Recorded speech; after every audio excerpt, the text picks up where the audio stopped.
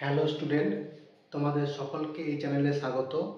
তা আজকে আমরা কি করব, aldehyde ketone carboxylic acid chapter অন্য একটা গুরুত্বপূর্ণ বিক্রিয়া যেটা অ্যালডিহাইড প্রিপারেশন করা হয় একটা পদ্ধতির নাম বলবো।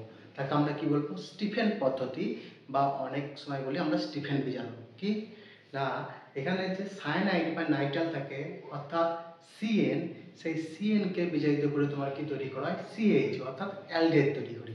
সেটা অ্যালিফেটিক সায়ানাইড হোক বা অ্যারোমেটিক সায়ানাইড হোক, তাদেরকে আমরা কি করব, তার বিশেষ কিছু রিয়েজেন্টের মাধ্যমে বিক্রিয়া করে আমরা অ্যালিফেটিক অ্যালডিহাইড বা অ্যারোমেটিক অ্যালডিহাইড তৈরি করব। কিরকম, এটা একটা অ্যালকিল সায়ানাইড, বা আমি একটা অ্যারোমেটিক সায়ানাইড নিচ্ছি।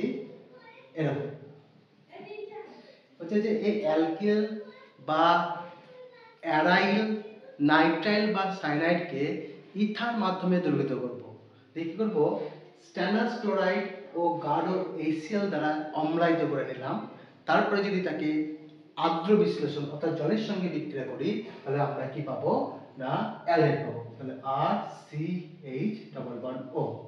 ঠিক এটাকেও একই রকম ভাবে বিক্রিয়া করব।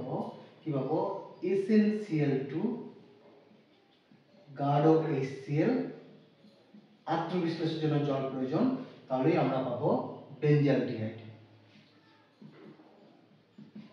কি হয়, তাহলে প্রথমে অ্যালিফেটিক বা অ্যারোমেটিক যে সায়ানাইড বা নাইট্রাল আছে তাদেরকে আমরা ইথার মাধ্যমে দ্রবীভূত করব। মাধ্যমটা কি থাকে, ইথার। তারপরে এই স্ট্যানাস ক্লোরাইড অর্থাৎ Sn2+, Sn একটা 2+ হয়, একটা 4+ হয়। Sn2+, যেটা জারণস্তর কম, তাকে বলবো আমরা আস। তাহলে স্ট্যানাস ক্লোরাইড এবং HCl দ্বারা বীজাণু করব। তাহলে বীজাণু করলে পরে ফার্স্ট স্টেপটা কি হয়, আমি যদি এটাকে একটা example CH3C triple bond N অর্থাৎ মিথাইল, এখানে সায়ানাইড, বা যদি ইউকারি নাম করি, কটা কার্বন, একটা দুটো, এবং এই কার্বনটাকেও আমরা নাম্বারিং এ ধরি। আচ্ছা, ইথেন নাইট্রাইল, একে কি দেবো, স্ট্যানাস ক্লোরাইড আর গাঢ় HCl মাধ্যমে সঙ্গে চালনা করব। তাহলে কি হয়, এর বীজাণু করবে। তাহলে হবে CH3 সিঙ্গেল বন্ড, একটাই যেখানে প্রবেশ করবে, তাহলে ট্রিপল বন্ডে কি হবে, ডবল বন্ড NH হলো, এবং এর সঙ্গে এই অ্যাসিড মাধ্যমে HCl জুড়ে থাকবে। তাহলে এটা অ্যালডিহাইড যদি অক্সিজেন থাকতো এবং এর সঙ্গে কি অ্যামিন যুক্ত আছে, ওই জন্য এর নামটা হচ্ছে অ্যালডিমিন। অ্যালডিমিন hydrogen chloride HCl, hydrogen chloride. এখন এই যে অন্তর্বর্তী একটা যৌগ তৈরি হলো, একে যদি আর্দ্র বিশ্লেষণ করি অর্থাৎ এর সঙ্গে যদি আমি জলের বিক্রিয়া করি H2O, তাহলে কি হবে না, এই ক্ষেত্রে তোমার ব্রেক করবে। তাহলে যে প্রোডাক্ট হবে, এখানে অক্সিজেন প্রবেশ করবে, তাহলে হবে CH3CH+O।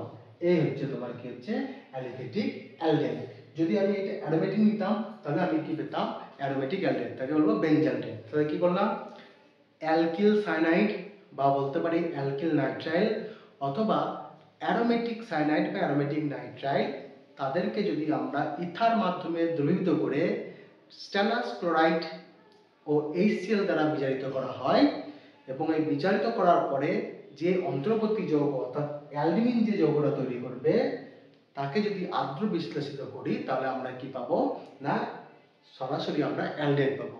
তার মানে খুব সহজেই অ্যালকিল সায়ানাইড বা অ্যারোমেটিক সায়ানাইড থেকে অ্যালকিল অ্যালডিহাইড বা অ্যারোমেটিক অ্যালডিহাইড তৈরি করা যায় কিসের সাহায্যে, না স্টিফেন বিজারণ বা স্টিফেন পদ্ধতির সাহায্যে।